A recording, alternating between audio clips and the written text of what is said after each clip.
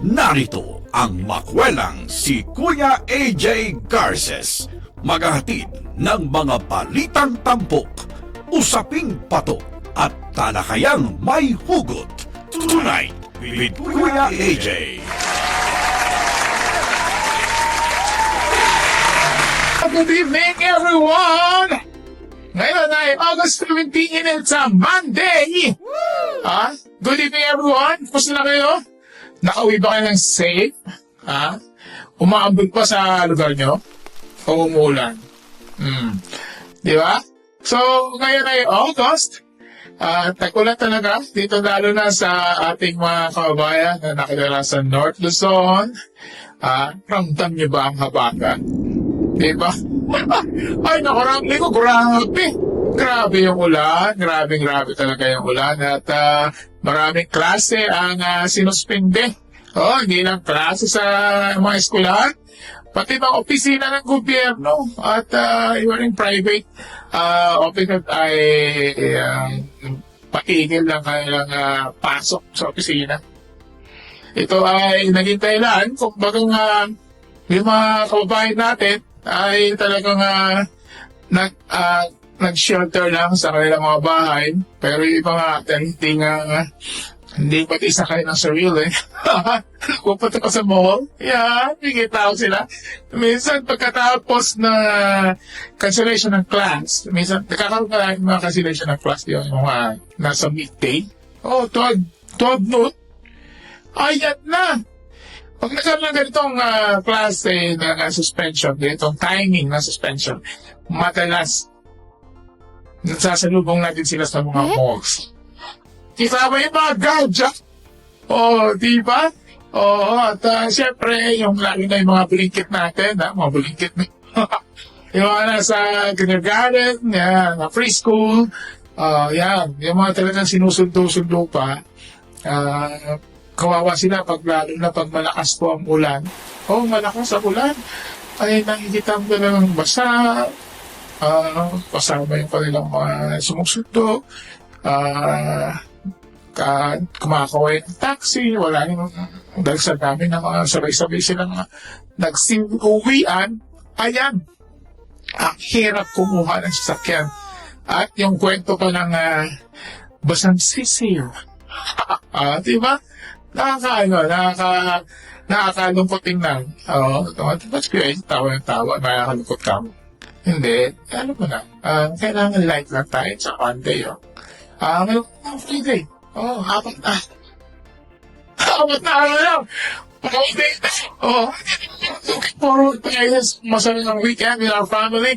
At mamaya ay pag-uusapan po natin ay tungkol sa ulan. Perfect type talaga tayo. Ulan. Paano natin mapapakinabangan ang ulan? Alam mo ba may mga tao na masaya? Masaya pag umuulan? Huwag niyong tignan. Masaya ako. Umuulan. Lalo kung may, kung may kape, meron kang tatawag din, may hopya with black coffee. Lalo kung ganitong oras ng gabi ay medyo maginaw. Kailangan relax ka lang. Pwede kang mag-tea. Ano ba yung paborito mong kape? Yung cha. Cha. Tea. Yung chamomile ba yan? Chamomile. Masasyal. Chamomile. Flavors yung tea. Sa kape. Di ba? Marami rin. Kaya ngayong Monday, pag-usapan natin na tungkol sa kape. Hindi. Sa ulan. Sa ulan. Mga bagay. Kasi kailangan natin tingnan. Ngayong Agosto nga, pag August, ay talagang tayo ay inuulan dito sa bahagi ng ating ng Luzon. Dito sa August ang tag-ulan. Kaya sa ating pagbabalik, usapan natin ang mga bagay-bagay tungkol sa ulan.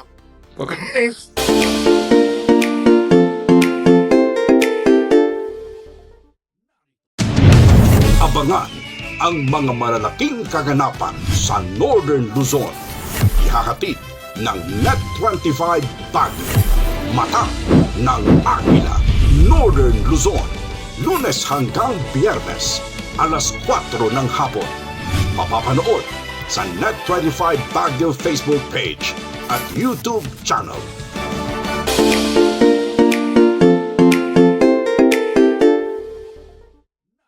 Ayaw mo ba magpaprabangan tonight with Kuya AJ? Kasama nyo ngayon si Kuya Aldrin J. Garza. Magandang gabi po sa inyong lahat. At ating pinangako kanina, pag-usapan natin ang tungkol sa yan, no? Kaya, kaya, baka nakapulan. Kaya, diba? Dito, sa sulat ng PSDD, pag-August, every year, ang estimated rainfall ay around 38 inches or around 963.2 millimeters of rain. Yan expected. Per. Ito, kaya August 1 to 9, ayon sa ating mga tagabantay panahon,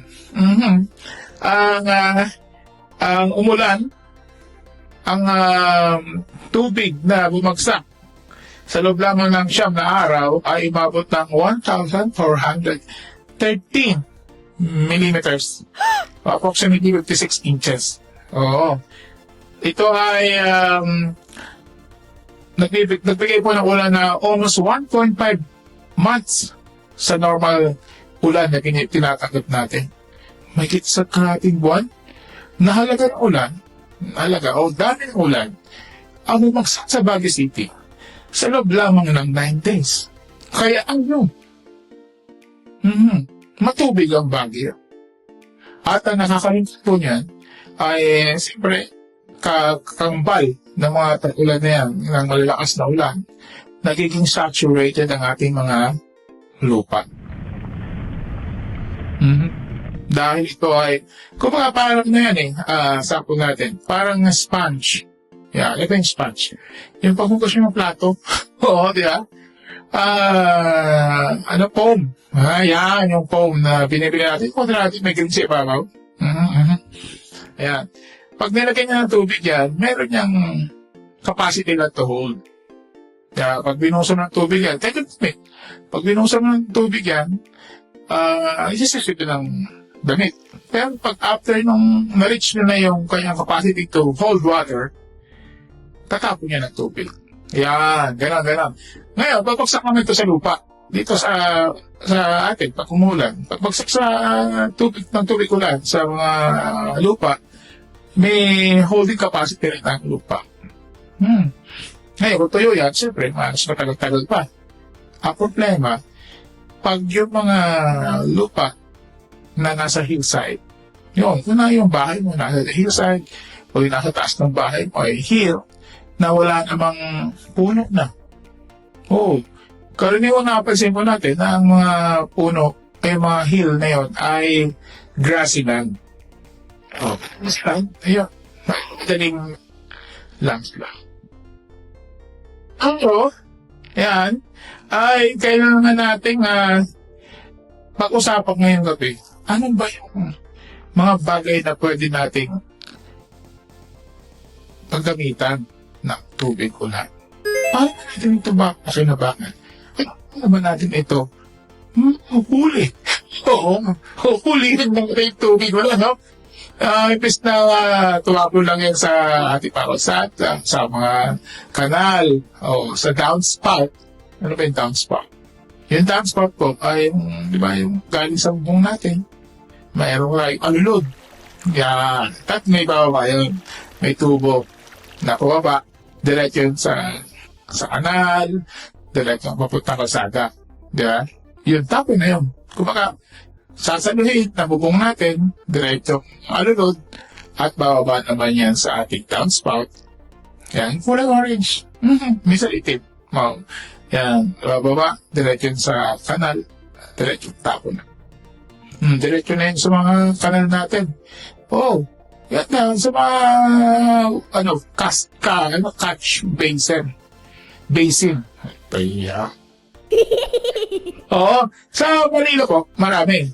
Kaya pag-usapan natin, dito rin sa Baguio, pwede natin, dito sa ating Arab coverage sa North Luzon, ay pwede nating pakinabangan. Popular ngayon mga kabayan. Yung sa mga simple sa bahay lang natin, yung mga alulod na bumabagsak minsan yung tubig, bumabagsak na lang sa mga bakuran natin. Yung mga kababayan tayo, talagang sinasahod. Yan, oo. Simple lang. Sasahurin yung tubig ulan. Ang tawag yan ay rainwater harvesting. Na-harvest mo yung ulan. Kaysa lang sa matapon, di ba? Galing yan sa bubong. Karami, siyempre. Pag sinahod mo kasi yung drum mo sa open area, konti lang ang kukulit niya. Dahil nga sa ikaw ay may bubong, mas malaki ang area na sasahod niya. Di ba? Yung pinakabubong mo, ang pangsahod mo. Ng ulan. Diretso babagsakin doon sa pangsahod mo sa ilalim. Yun. Di ba? So, marami kang pwedeng, ang tawag dito naman ay run-off. Yan. Yung, roof. Yung roof run-off. Parang asa. Roof. Roof run-off. Yan. At pwede itong gamitin natin, mga kabayan, sa gardening. Pang dilag ng halaman. Sa paglalaba. Meron gumagamit yan ng sa paglalaba. Kaya ma-concern nga talong sila. Kuya EJ, pag naglalaba ako ng tubig ulan, hindi pumupula eh. Di ba? Alam na ni Kuya Mark. Naglalaba taon. Yung lalo na yung kahit damit. Pwedeng ginagamit ng iba sa ulan. Depende po sa inyo. Iba naman pinaglalaban ng mga basahan. Madali lang, hindi kailangan gumamit ng fresh water na galing sa gripo. Yan, para banlawan. Pwede rin pang hugas ng garahe. Yung garahe mo ba ay talagang marumi na, mismo yung mga lumot na. Gumamit ka ng mga tubig na galing sa gripo. Mas magandang gamitin yan. Tubig ulan. Siyempre, yung tubig ulan, yung ba ginagamit sa potable household uses. Ano yung sinasabing potable household uses? Iniinom. What? Iniinom. Pero may mga ways para, siyempre, yun ang ginagamit sa lalo sa mga remote areas, di ba? Yung mga island, na wala naman silang water system talaga pa. Sinasahod talaga nila yan. Ulan. Yung iba bagay naman pinapakuluan. Yung iba naman, gumagamit ng yung mga tablets na tayo pang purify ng tubig. Ginagamit rin naman yun. So, marami tayong pwedeng ang paggamitan sa ulan. Imbes na masayang yan, lalo na sa mga probinsya, lalo sa mga syudad, na ang mga tubig ay mahal. Diba, Ate Darla, magkano sa inyo ang tubig? 65 per drum? Mahal? Diba? Yung mga lumang drum ng sa lalo ng syudad ng Baguio City ay may iba 5 drums. Meron mga as small as 5 drums, as big as 12 drums. Paalaki yan minsan ng drum eh. Nakikita nyo sa likod bahay, sa taas ng bubong, ay maraming drum na pinupuno. Pero medyo nakakunik ka naman sa water district. Sa Baguio ay tinatawag na Bawati. ang ano nila, ang minimum na ba yun, Dari? 600? Minimum? Oh, minimum na. 600. Isang buwan na yan. Oo. So, pagkakali talaga kung ikaw ay kumuha ng subscription sa mga water district kaysa pagpa-deliver ka. O kaya lang, yun sa water district naman ay may timing. Di ba? May timing ka. Sa lugar nyo ba? Anong timing? Ano ba yun? Every Wednesday? Twice a week? Di ba? O ano yung schedule sa inyo, Ate Tarla? O ano yung schedule sa inyo? O TTH? O ilang oras din may tubig? O TTHS daw. O ilang oras lang tubig sa inyo? Pag nag-open naman sila. O mga kalahating araw? Di ba? So, depende po yan sa inyo. Aba, 2 hours lang? Matindi. So, kailangan magpupuno kayo ng mga timba-timba. Talagang kailangan babantayan mo yan. At minsan, hindi pa tumarating. Hindi ko alam ano po ito yung tagabukas. Tagabukas. Ay, nako na, ano mo na, yung mga isang itintin na senaryo eh. Minsan, madaling araw tumarating, madaling araw, tanghali. Kaya may mga schedule, kaya dapat maagap ka, buksan mo yung tangke yan. Yan ay pinag-usapan natin ng tubig. Kaya lang, paano natin pahalagahan ang tubig. Magkabalik po tayo, magaliras ko ng ilang paalala.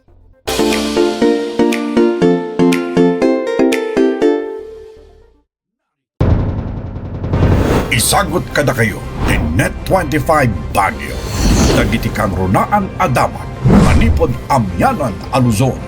Daytoy, tindaman iti amyanan. Manipod Lunes aging ka Biyernes, alas 12:30, aging ka alauna timanan. Daman iti amyanan. Ilocano Newscast, Net25 Baguio.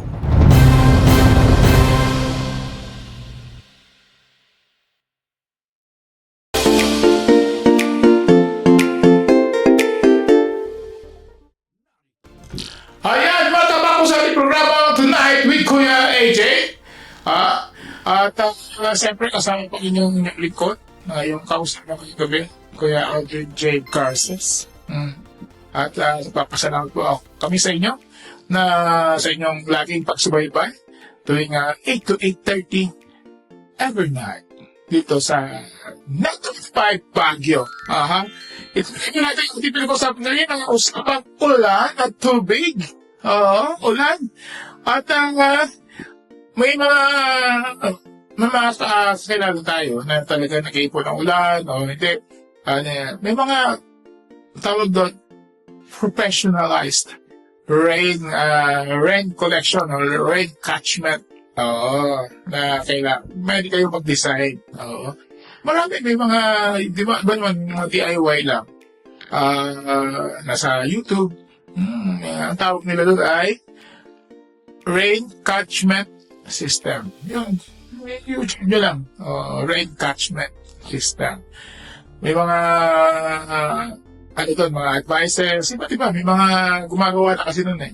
So, lagay mo, may mga design ng mga paggawa ng tubo, paggawa ng mga catchment area.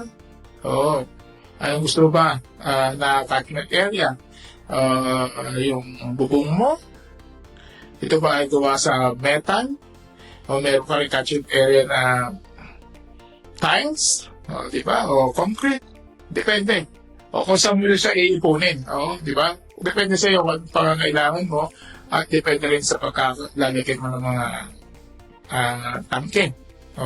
Na sasabihin yung tubig ulan.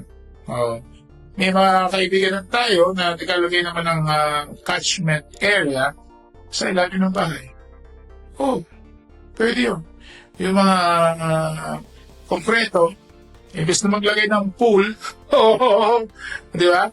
Yung ilalim ng bahay nila ay isang malaking concrete. Ginagamit naman po yan. Lalo kung ikaw ay mayroong bahay sa farm, nasa upper area ng iyong lupa, iyong bahay, pwede ka maglagay ng rain catchment system o tank doon sa iyong area.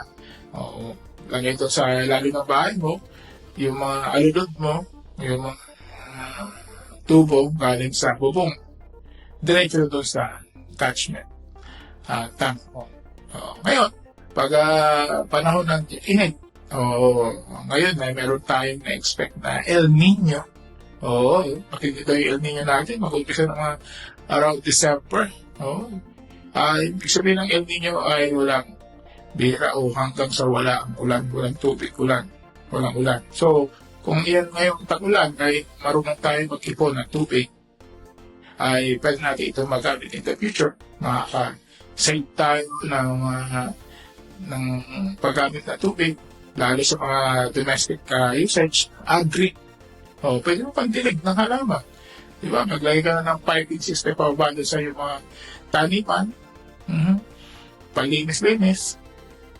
Ayan. At nakakabawas ka. Hindi, makakatulong ka pa sa environment na hindi mo basta-basta ginagamit yung freshwater source mo. Diba? Ayan.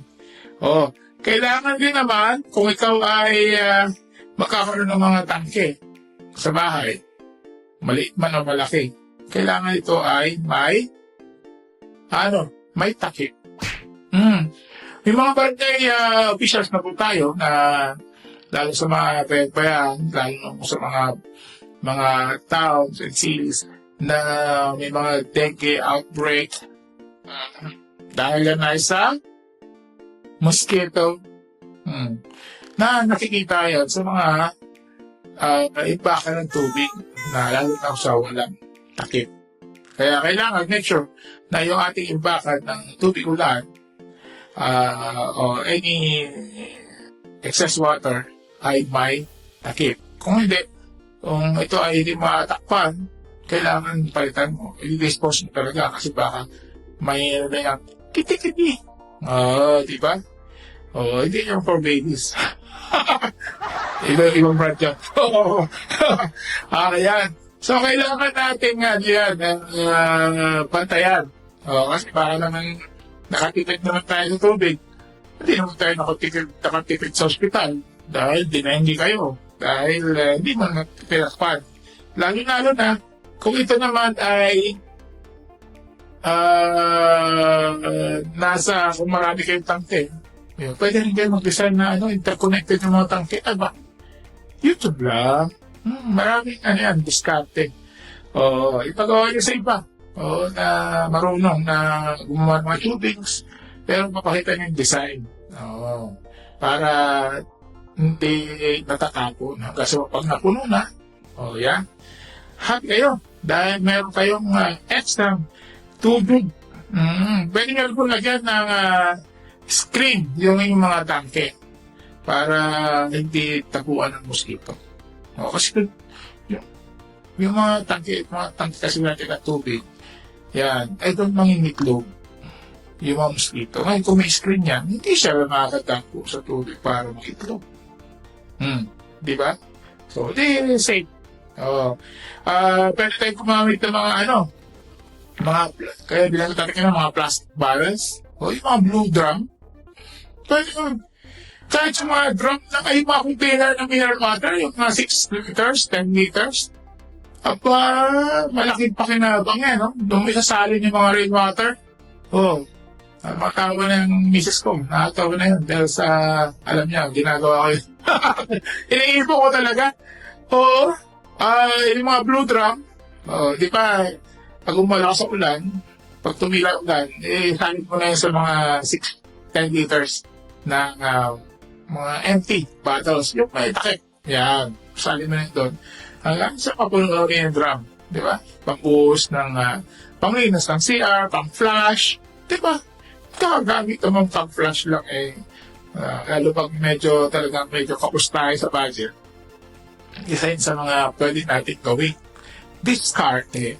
Ayan. Tubig ko yun yan, So, kailangan, kung may iba, may mga cash, may mga budget, gumagawa sila ng yung sa ilalim na, yung kumpleto naghukay, tapos may kumpleto silang taguan na tubig. Ang tawag doon ay cistern tank. Cistern. C-I-S-T-E-R-N. RM, sister tanks. Yan. So, yun yung mga underground. O, para kang maglagay ng swimming pool sa ilalim ng bahay mo.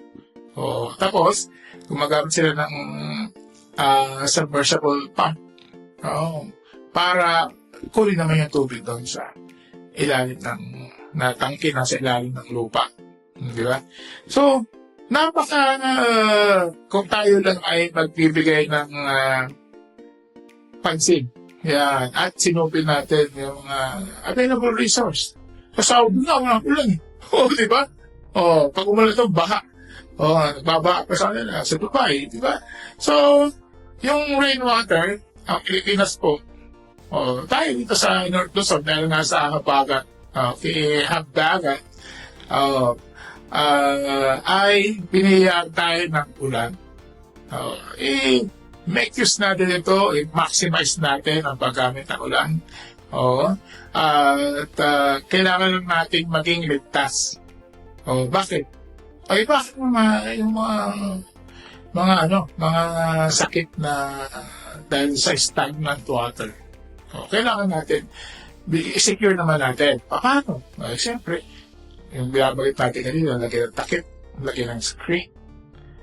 At pag nakita nyo matagal na nakababad, at sa tingin nyo may uulan pa naman, dispose nyo na, linisin ang tangke regularly. At brush nyo na dapat yung mga sidewalks nyo sa bahay, na may mga kulay green na, nilulumot, ay ang gamitin yung tubig ulan. Diba? So, yung ating tubig ulan na iinis tayo. Lakas-lakas na ulan. Hindi na matitigil yan. Brown out na naman. Brown out na naman. Tubig. Ulan. Nawawala ng ilaw. Ayan. Bakit may isang baka mo na ito. Umakagtakitawa ko yung AJ, ha? At sa ating kaibigan, sa ating mga tagapakit dyan, sa Dominican area, ng Abuga na family. Kamusta kayo dyan, ating Campbell? Kamusta kayo dyan? At sa inyo dyan, nagkakakikinig sa Rasus family. Maganda ko yung JR. At ingat po kayo lagi dyan. At siyempre, binabati natin si Ate Mel Bautista. Ate Mel, kumusta ka na? At yung pamilya. At siyempre, magpapasalamat sa isang na nakikinig dyan sa atin tuwing Monday to Friday, 8 to 8:30.